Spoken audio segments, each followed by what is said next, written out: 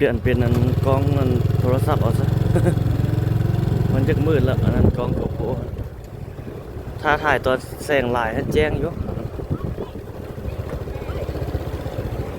โอ้ทางด้านหลังของพระหลวงไปทางหน้าต่อใส่ถนนภูเวียงถนนกำแพงเมืองเนาะโอ้นี่ก็จะทำมาร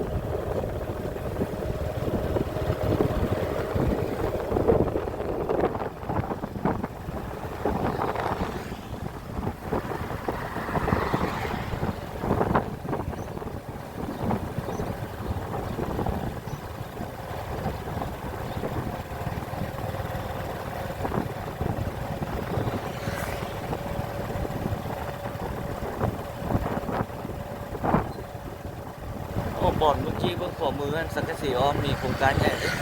ตึกอาคารสูงเลยพระเจ้าเห็ดกำลังเห็ดทางลุ่มอยู่เขตนี้น่าจะขึ้นกับวัดท่าหลวงเหนือเมืองไซเศรษฐานครหลวงเวียงจันทน์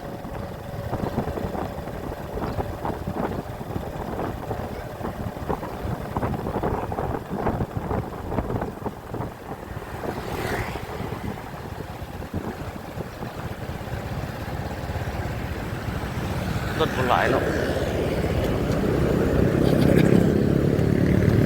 ถ้าบุแม่นเมื่อนวันเสาร์อาทิตย์ไงรถแห้งหลายกว่านี้เลยเอาสิไปทางตลาดของขัวทุกคนฝั่งหน้าอันวงเวียนทันหลวง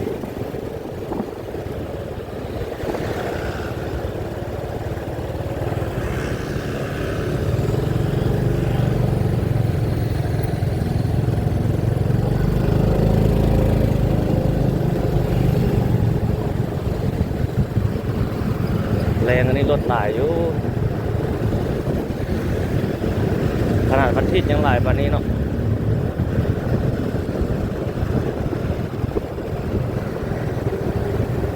มุ่งหน้าไปทางตลาดหัวขัว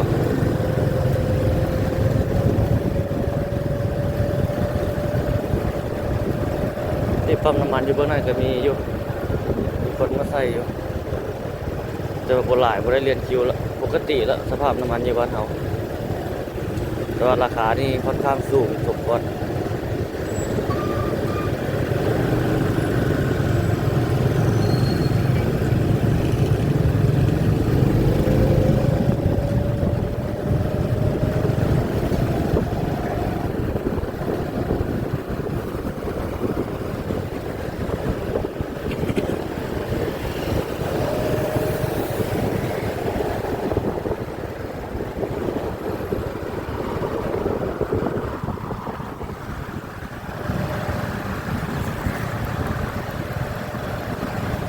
มีตึกอาคารเป็นนี่อีกอันนี้เป็นธรรมดาเนาะเงินพระเจ้าเป็นเงินเป็นห้างเป็นบริษัท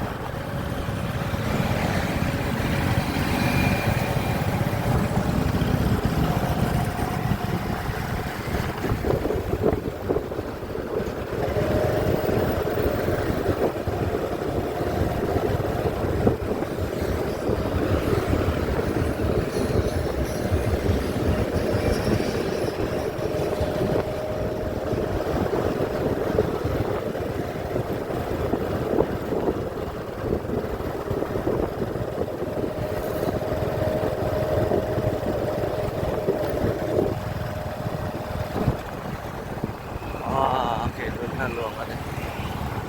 มันลงไปได้ด้วยพระเจ้าขี่รถลงไปบนสอดออกบนได้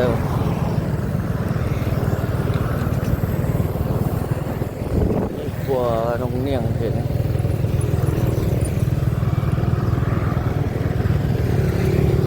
คนน้องเนียงไม่ทางเพื่อนนั่นพูดเนาะตอนนี้น่าจะเป็นตลาดหัวขัว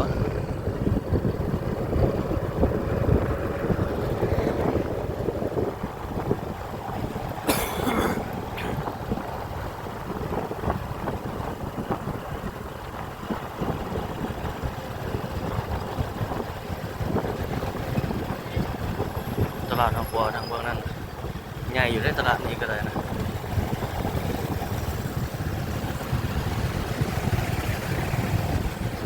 คนมาจอดซื้อกันหลายอยู่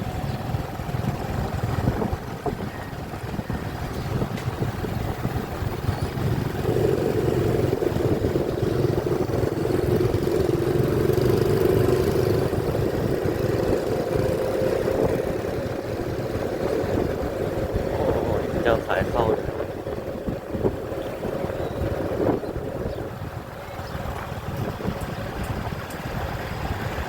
ยำจีน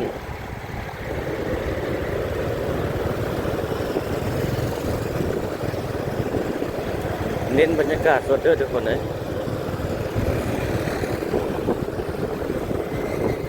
พอได้มาทางนี้โดนแล้วเด้ เรา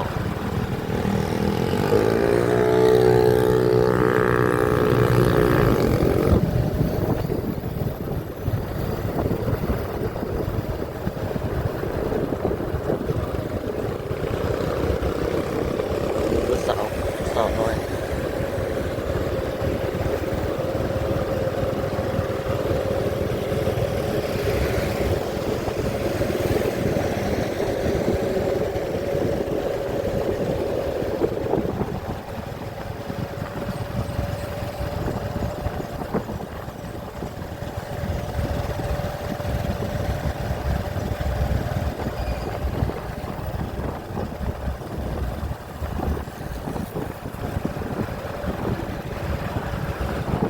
บ้านโนนข้อเหนือ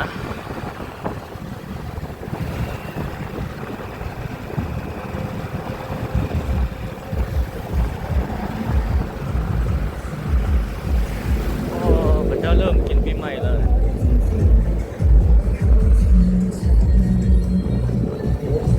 นี่ปั๊มน้ำมันนี่เปิดปกติ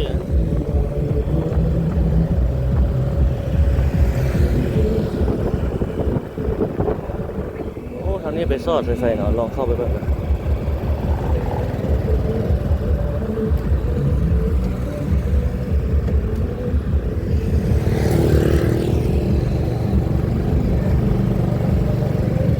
ห้องสองบ้านโนนข้อ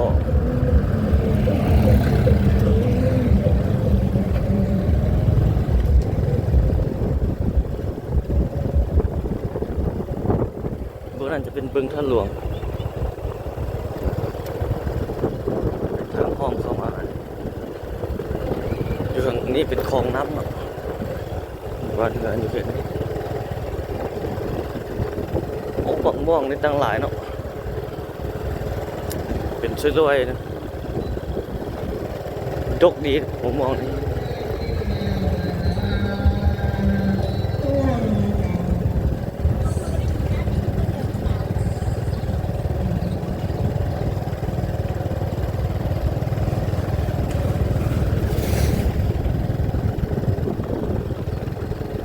พระเจ้าขึ้นเงาเลยวันนี้วันอาทิตย์เลย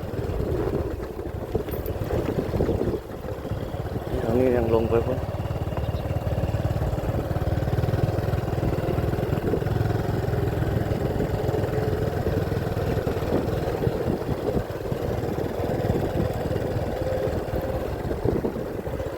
วัดเฮือนเขตนี้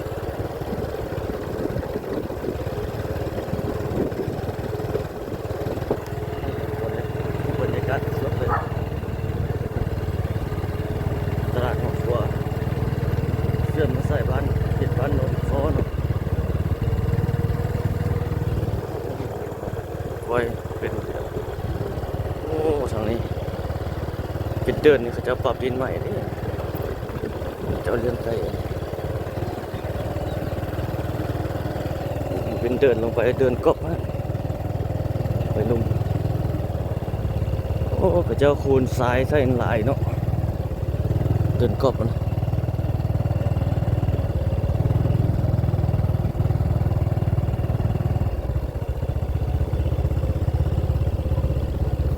ทางลุ่มเป็นท้องนา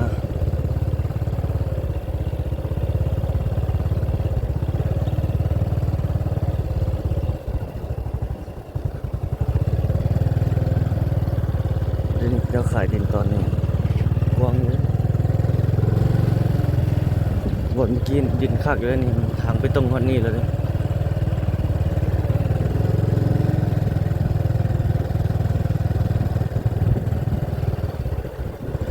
ทางนั้นเดี๋ยวไปเห็นตึกนั่นแบบคือฮอดแต่นี่เนาะคือต้องออกไปทางนั้นมาทางนี้ซะ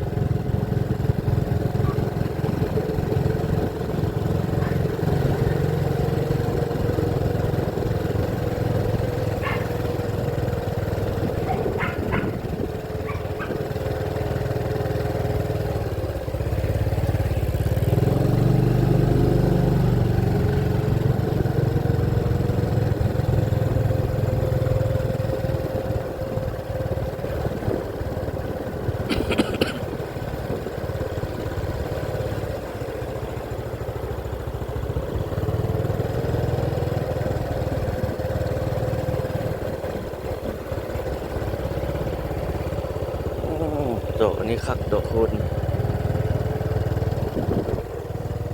บ้านเฮือน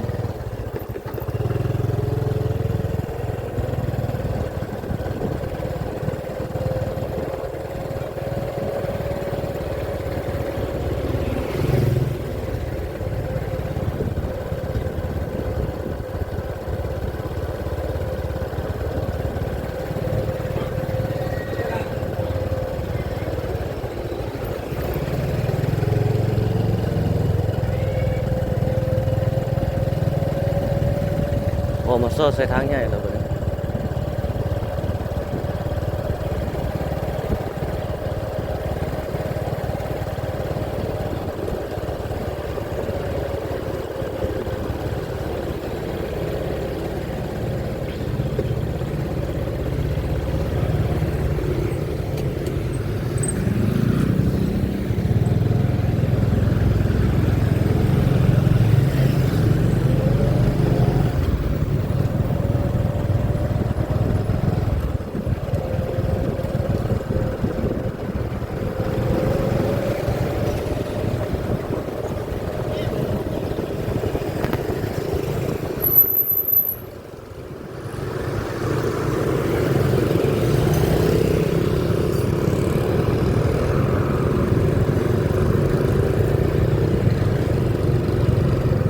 ปั๊มน้ำมันนี่บ่ได้เรียนคิวเนาะเห็นผ่านหลายปั๊มอยู่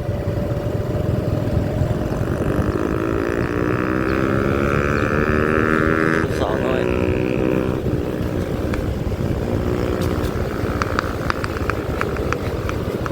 โอ้มี7-Eleven มาเปิดสาขานี่แล้วเด้นี่หลายสาขาแล้ว 7-Eleven นี่กระจายทั่วนครหลวงเวียงจันทน์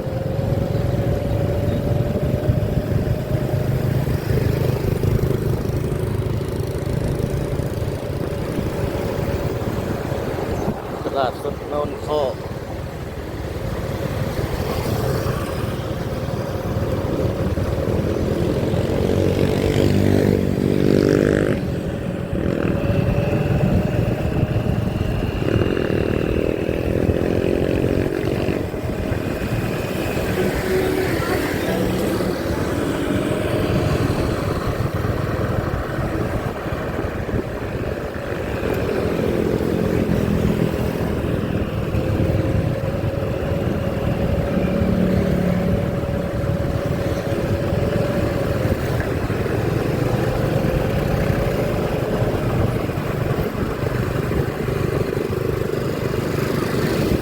โชคทวีซุปเปอร์มาร์เก็ตนี่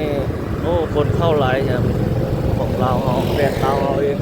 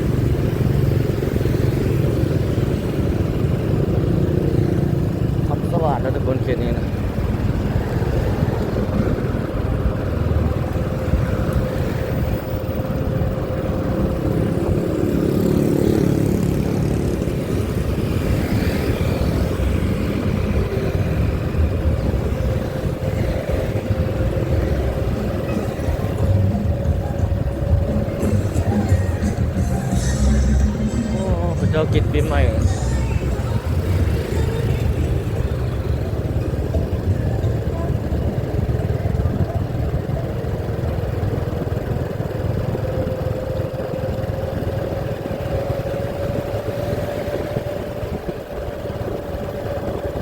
วียงจันทน์ยามแลงเนาะเขตเมืองไซเศรษฐา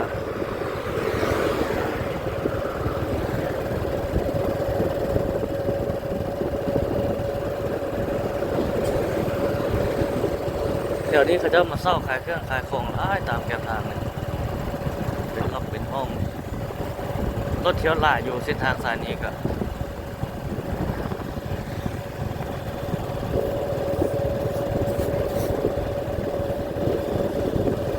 ตัวนี้เป็นบึงท่าหลวงตะเวียนที่ตกดินแบบนั้น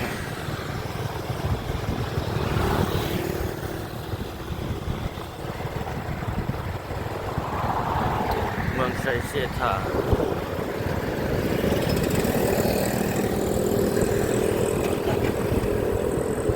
อ่านปิงแปเป็ดคนละ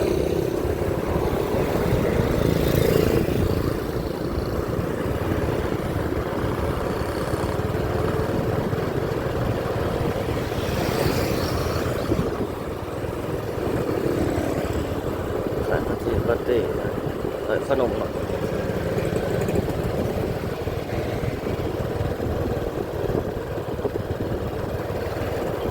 อาหารสมบึง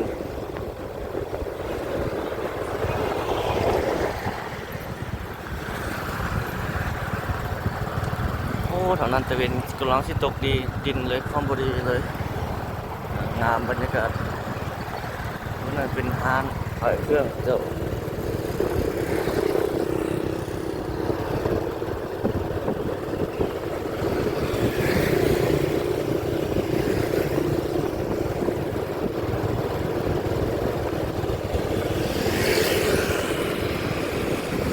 สาวเข้าไปซื้อเครื่อง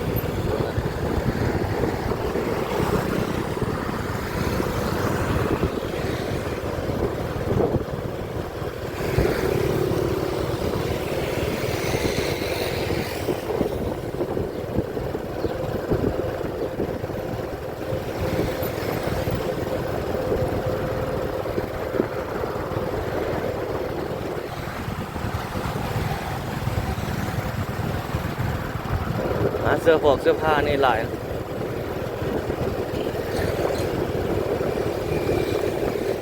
เข้าไปบึงท่าหลวงนี่ทุกคนก่อนน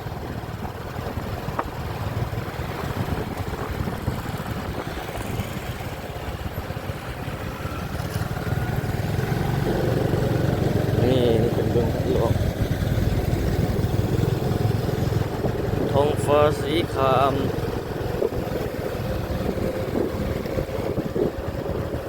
โอ้ตะเวนนั้นบางตึกนั้น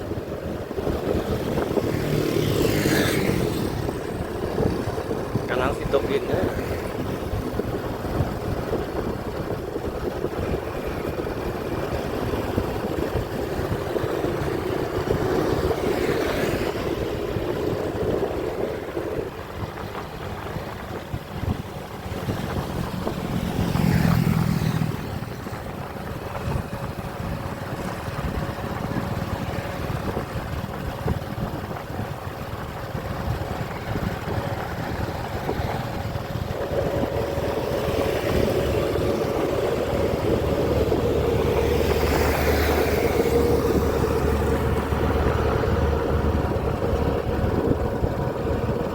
ทางไปตรงนี่สิกุ้งโดนเบิ่งบอลคนเนาะอันนี้เขาเจ้าเฮ็ดใหม่นี่มันหนาเลย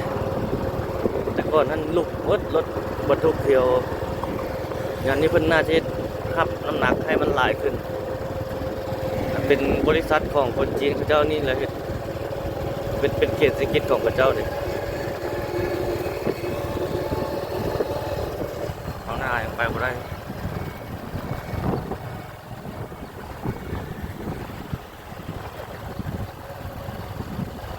โอ้นี่เขาจะเริ่มจะเห็ดเลยเนี่ยพวกนี้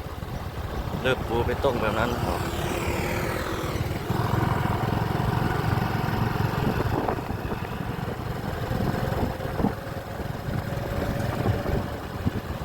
โอ้นี่เขา จะจูดวันยาจูดหญ้าดำปิกเลย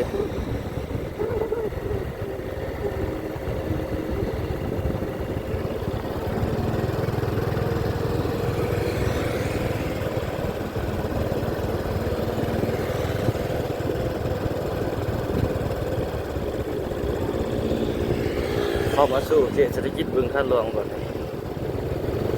ยามแรงทั้งหมดเลย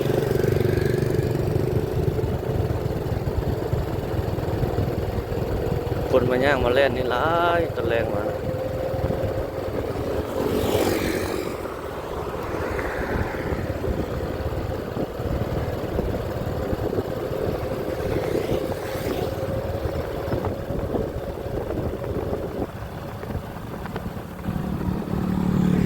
สดๆจากเขตเศรษฐกิจพิเศษบึงท่าหลวงเนาะโคโลกเวียงจันทร์ทุกคน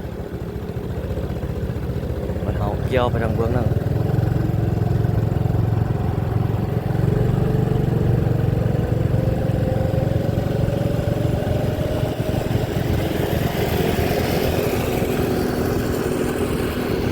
พวกนั้นตะเวนกำลังสิตกอยู่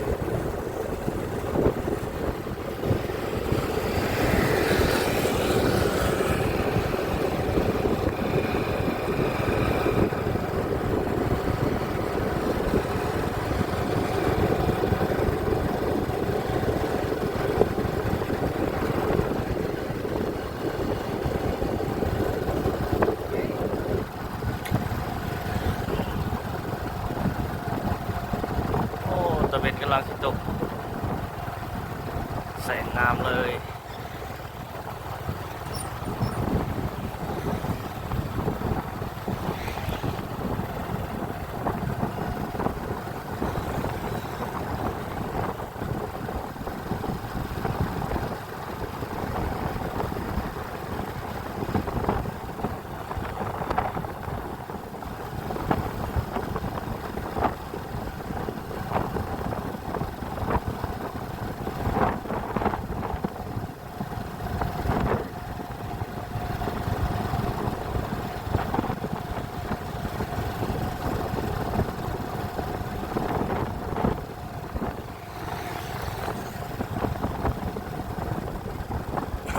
ตอนนี้น้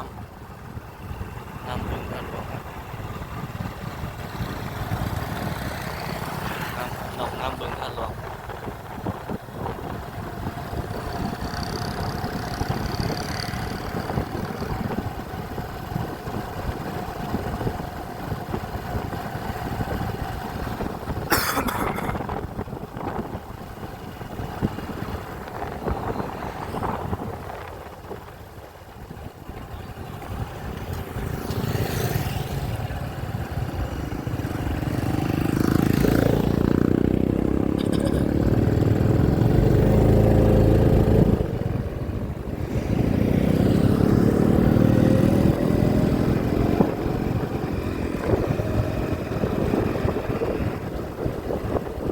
คนมาย่างมาเล่นหลายเนาะ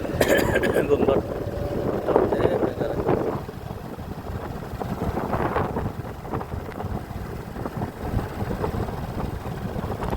รถจักรกันเต็ม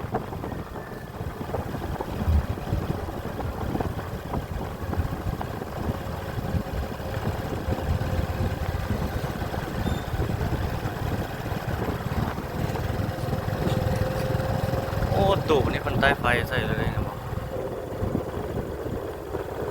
ตลาดกลางคืนบึงท่าหลวงเลยเดนมาร์กใหม่คือการหากระเฮ็ดเนาะมีคนมาขายเครื่องขายของยังว่างอยู่ได้บางห้องก็ได้มาจับมาจองพื้นที่ได้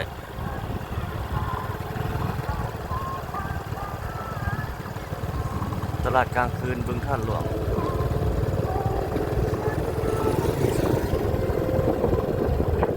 มีดนตรีสดรถจะจอดยาวพอมีหลายห้างในที่มาเฮ็ดบูธขายอาหารอยู่นี่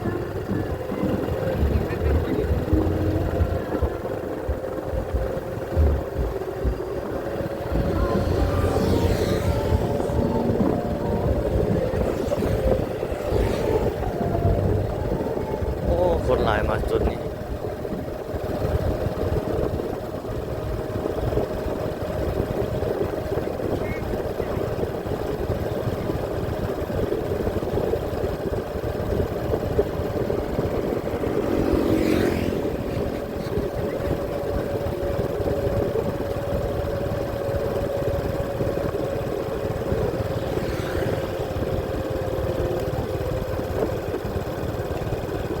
สุด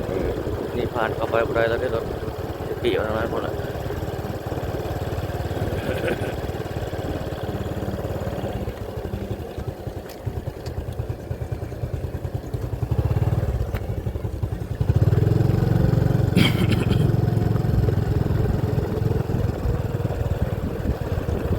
โอ้ยเขาเฮ็ดจกแปลงเงินรถอันนั้นดิรถออฟโรดคอยแบบนั้น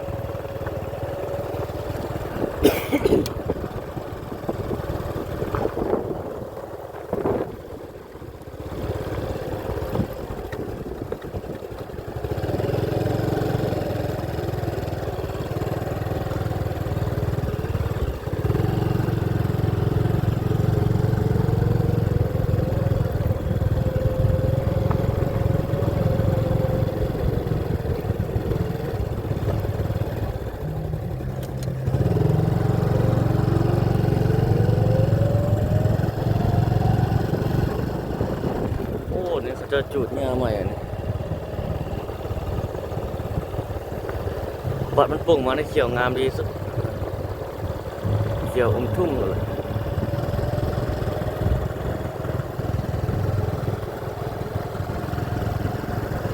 เขตเศรษฐกิจบึงท่าหลวงยามแรง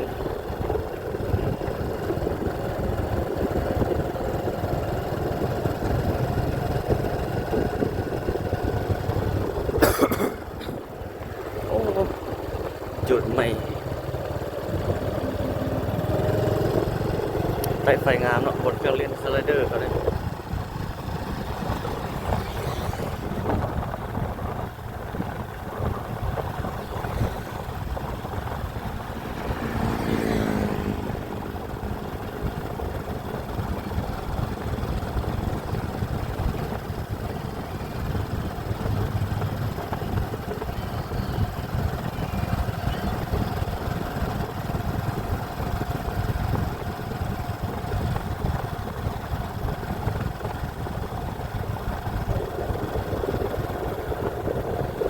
โอ้ตะเวนนั้นรีบแล้วบ่เห็นแล้วนะตกดินแล้ว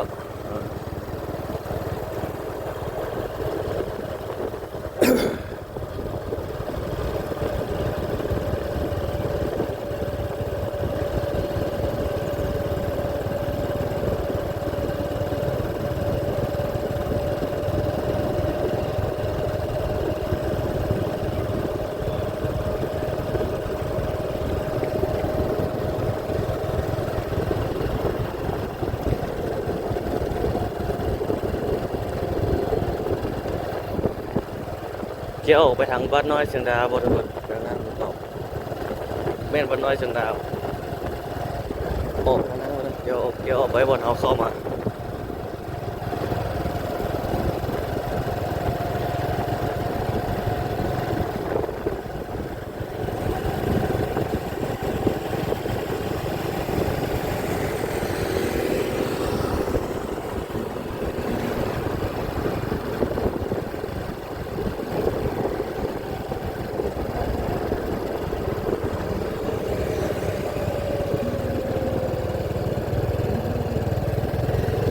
ออกไปทางนี้คืนที่เขา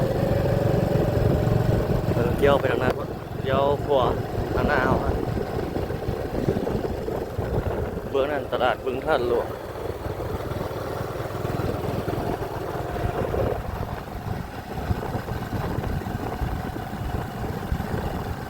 จะขายหมกเกี้ยงนะหมกเกี้ยงหมักโมมันเฮาสัญจรนี่เป็นถนนท่าหลวงไอ้มันจะเป็นตัวโค้งมาเนี่ย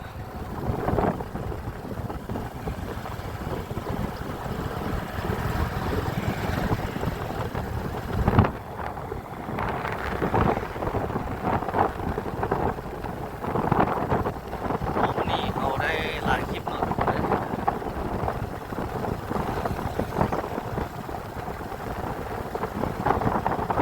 เห็นเป็น2 คลิปยาวพอสมควรแล้วนะครับ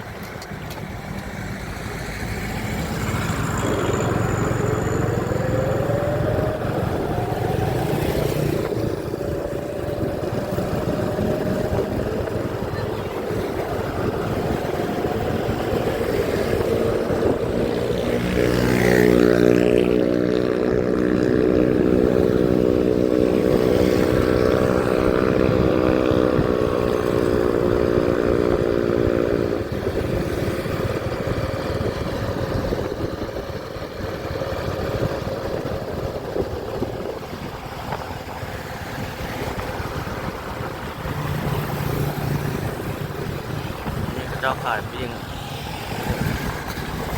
ปิ้งหมู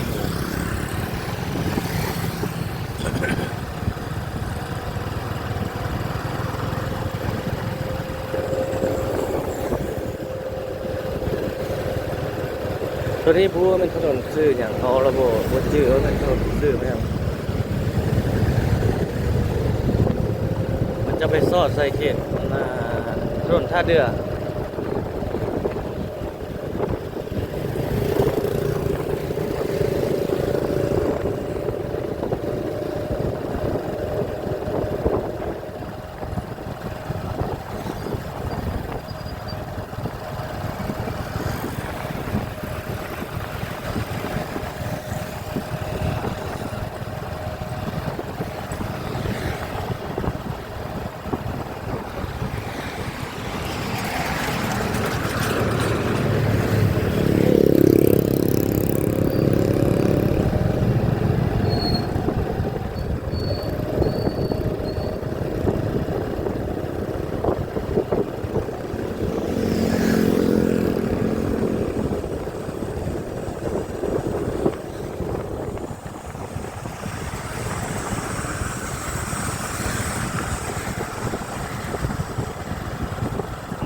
ตลาดบ้านเมืองน้อย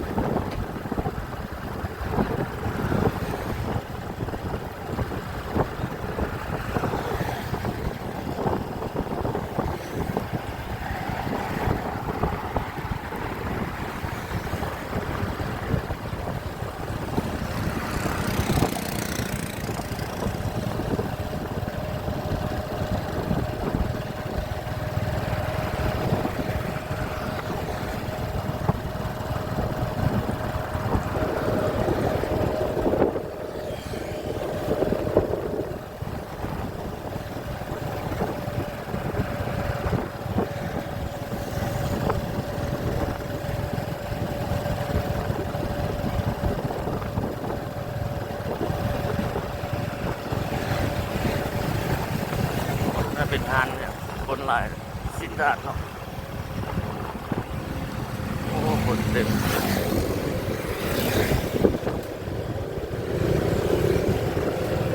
โอ้ล้างรถเองก็คนเต็ม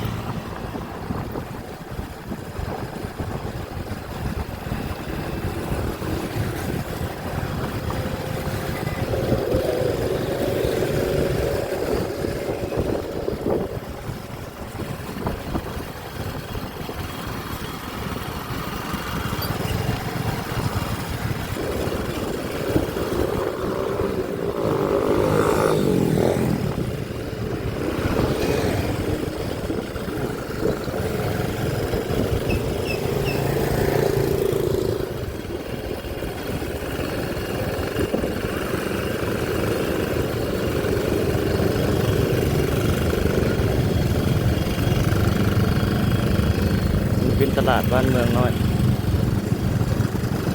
ตลาดชุมชนบ้านเมืองน้อยคนหลายเนาะซื้อของอยู่ของกินเต็ม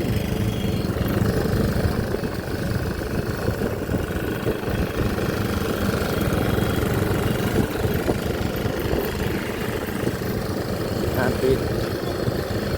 โอ้ปิ้งปลา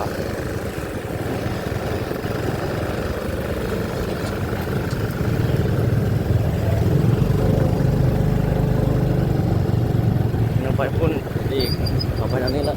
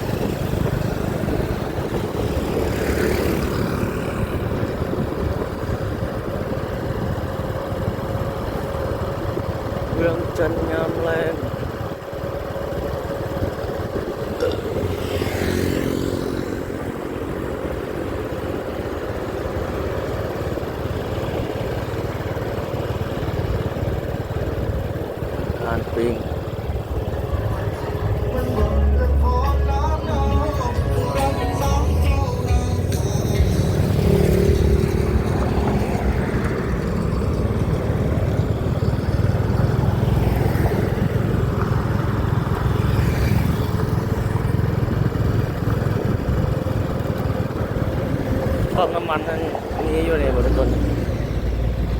บ่ได้มาบ่ได้เรียนคิวเดียวเลย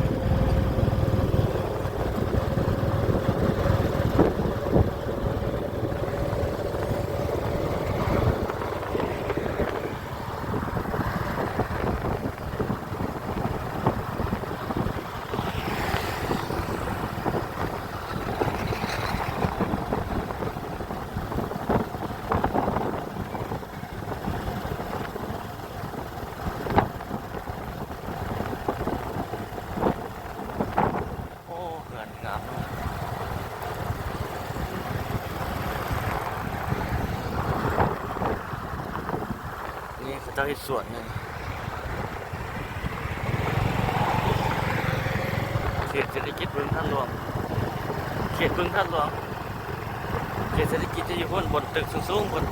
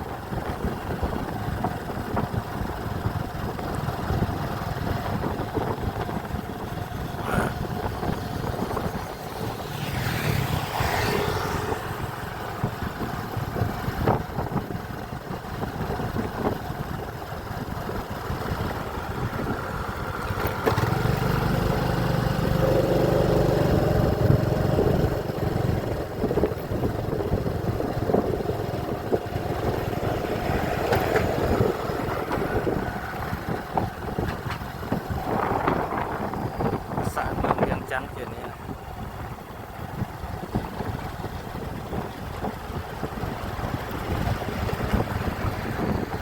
เขตเมืองไซเซธา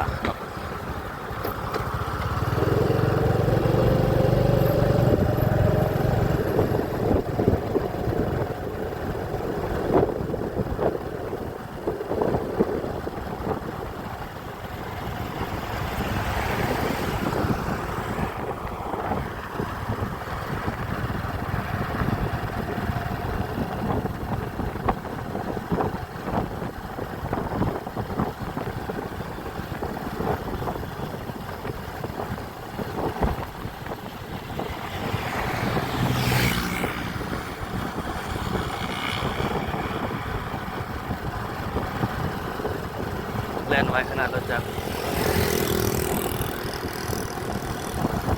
เดี๋ยวนี้เขาจะกระถมดิน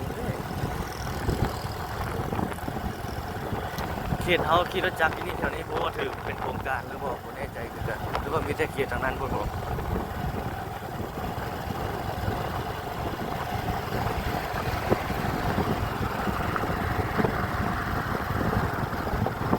ท้องฟ้าสีทองสีคราม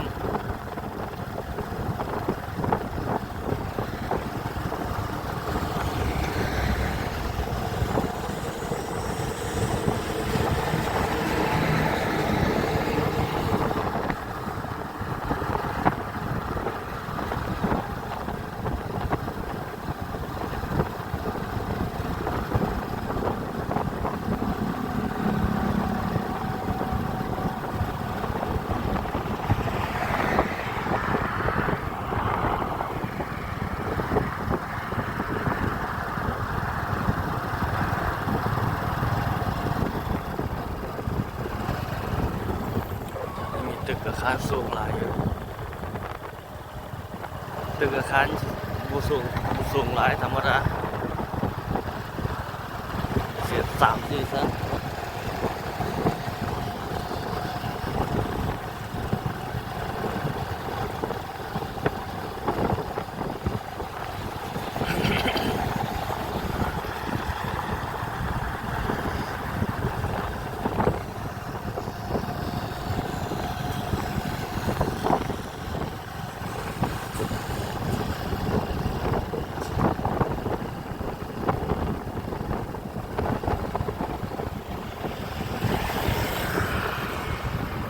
หน้าห้องหมอเกษมราษฎร์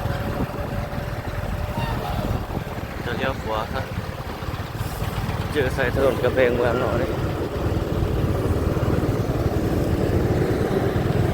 ถนนกำแพงเมืองนี่ไปซื้อก็ซอดใส่พุ่นแล้วซอดใส่เขตพลพะเนาแล้วทางหลังก็ไปซอดใส่เขตวงหนองไฮพุ่นถนนกำแพงเมืองนี่นะ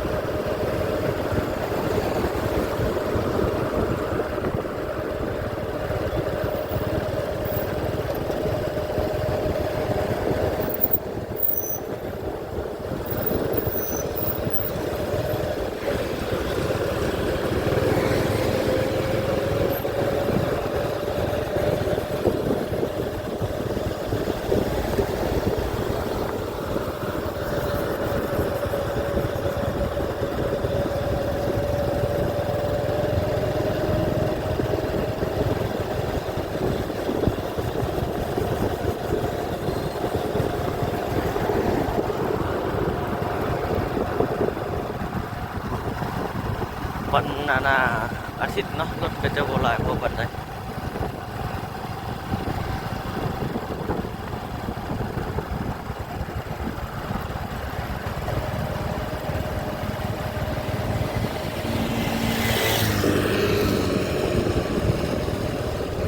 ปั๊มน้ำมันมีคนใส่บ่ได้หลาย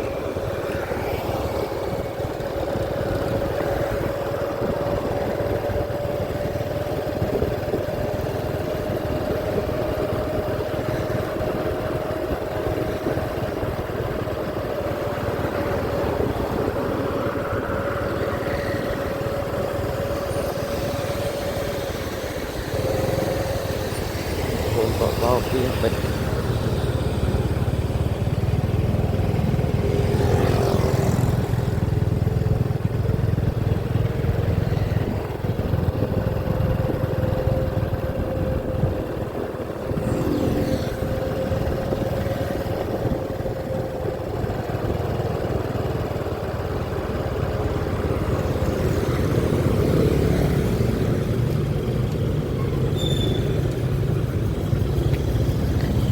จะเข้าไปทางหน้า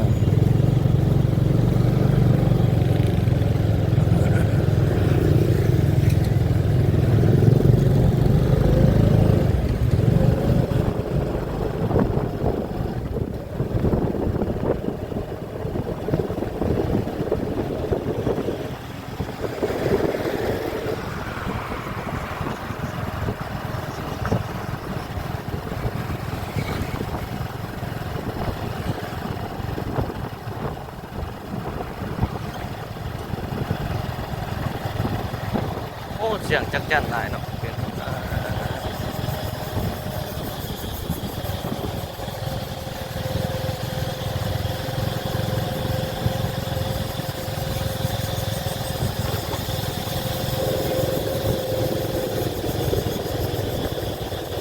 ใครมีหลายเดียวเลย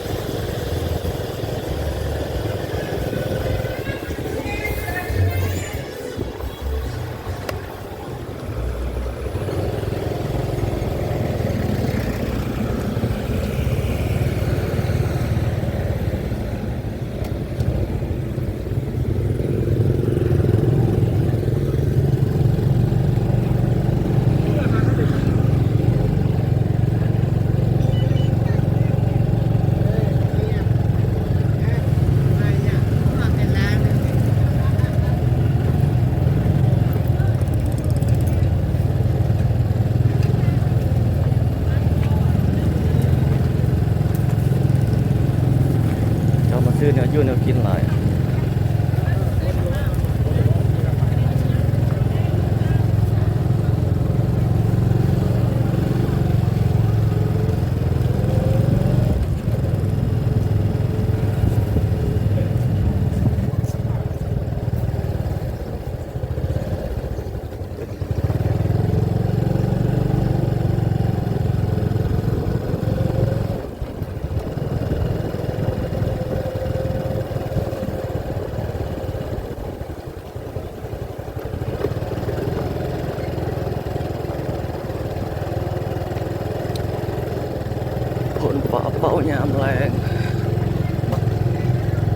อ้พระเจ้าดินกินปีใหม่หลายเลยเนาะเริ่มลิ้นเริ่มกินไปแล้ว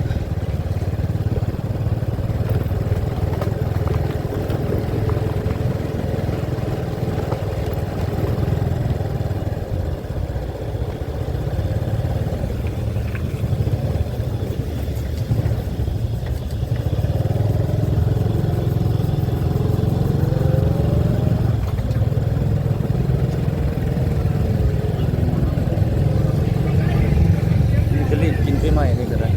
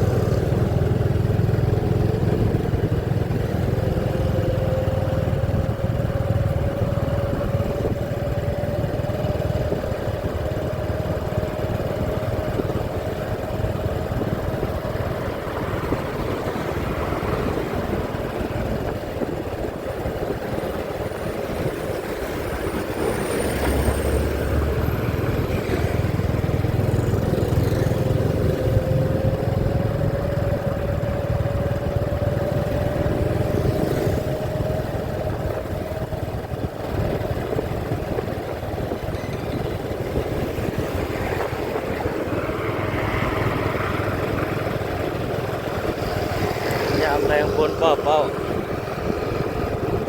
เขาจะไปหอดแถวทางหน้าแล้วก็ปิดคลิปแล้วเนาะ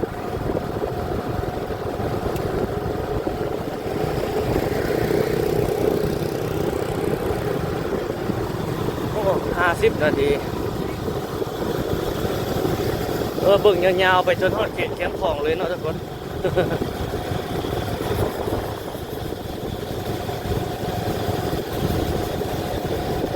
ให้ทุกคนได้เบิ่งบรรยากาศสดไปสดชมไป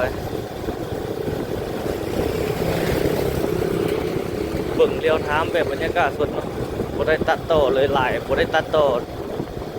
ไปเบิ่งแบบต่อเนื่องเลยแบบคือท่านผู้ชมมาล่อเบิ่งเองนี่เลยนะจะเห็นบรรยากาศแบบต่อเนื่องยาวๆเรียวไทม์ไป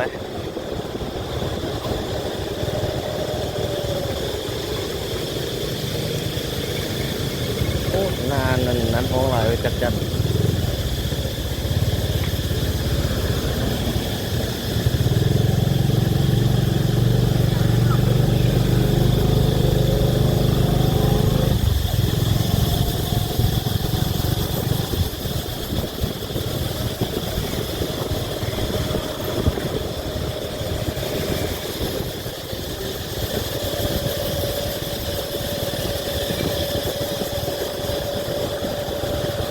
อันนี้เฮาสัญจรอยู่นี่เป็นถนน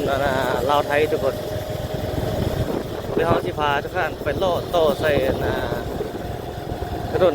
ดอนจันเลย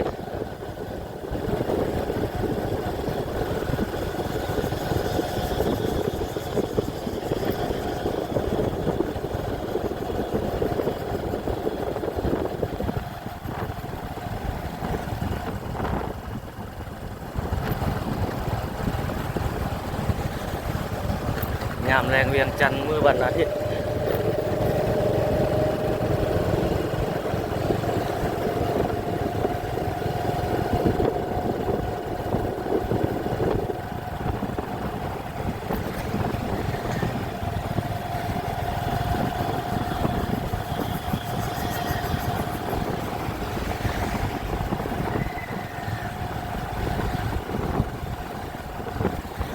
ได้เจอวงเวียนเลย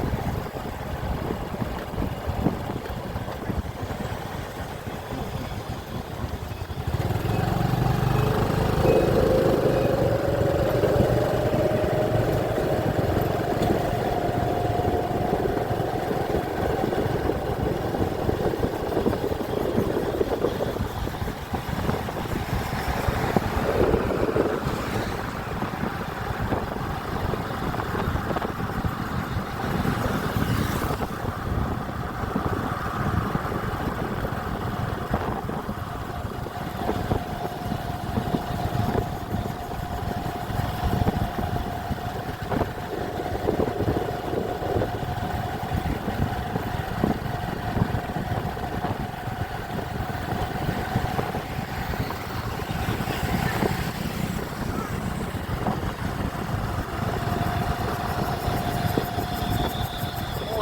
มีตึกสูงเนาะกำลังเฮ็ดอยู่ฮะเป็นของคนจีนหมดหรือว่าของคนลาวบ่แน่ใจส่วนหลายนี่เป็นของคนจีนตึกอาคารสูงพระเจ้าเฮ็ดเป็นโรงแรมอะไรอย่างประมาณนี้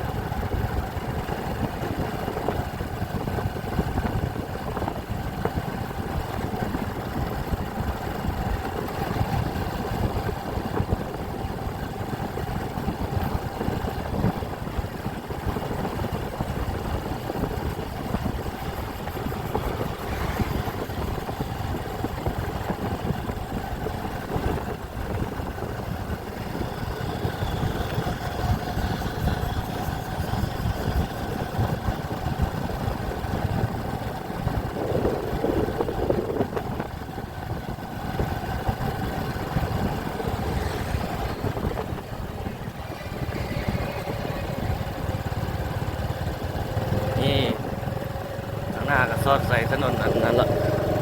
ต้นจันทร์ละถ้าเอาเลี้ยวขวาก็เข้าไปวัดศรีเมืองเข้าไปในเมืองพุ่นเลี้ยวซ้ายก็ลงไปทางท่าเรือลงไปทางลักซี่ลงไปทางนั้นพุ่นถ้าจะเล่นซื้อเข้าถนนต้นจันทร์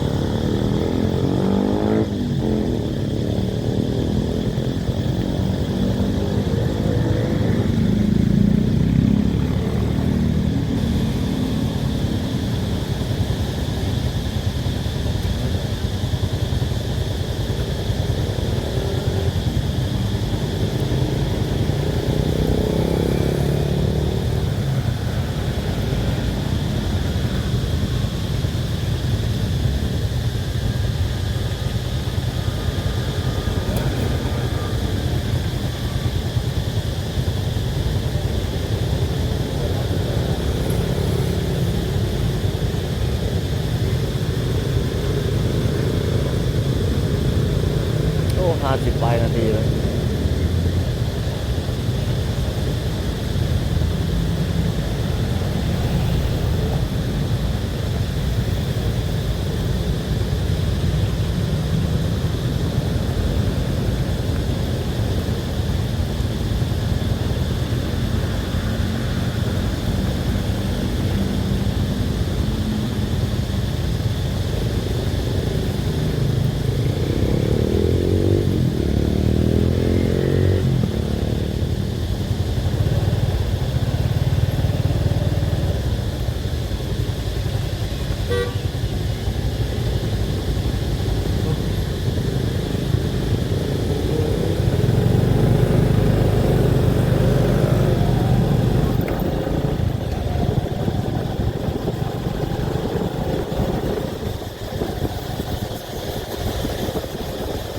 อันนี้เป็นถนนต้นจันทร์ครับทุกคนเลย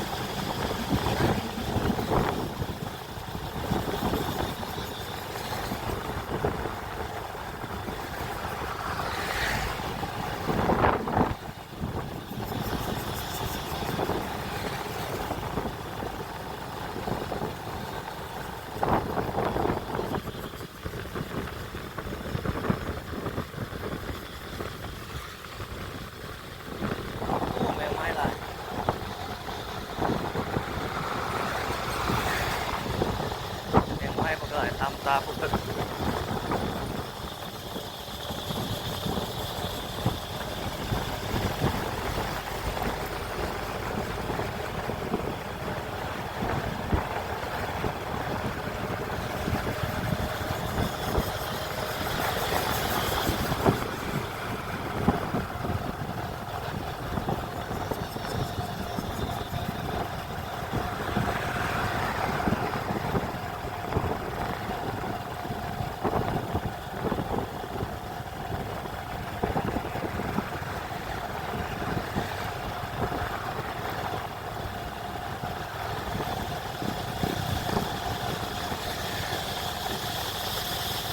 เสียงจักจั่นห้อง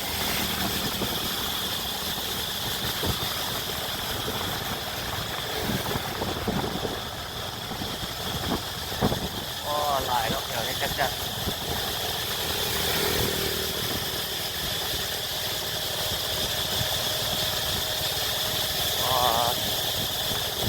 ป่านอยู่ป่าอยู่โดงเลยจักจั่นห้องสนั่นหวั่นไหว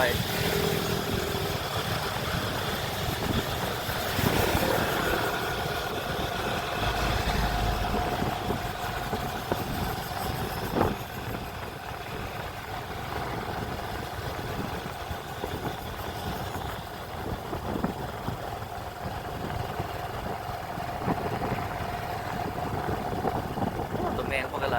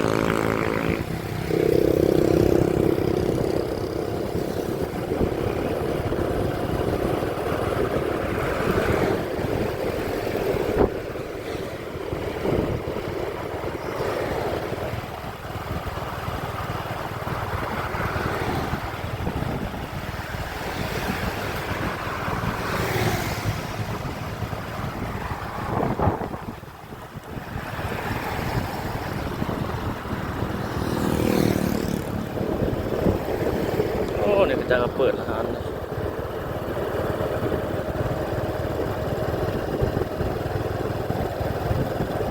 เปลี่ยนมุมกล้องเอากล้องกระโปรงถ่ายต่อ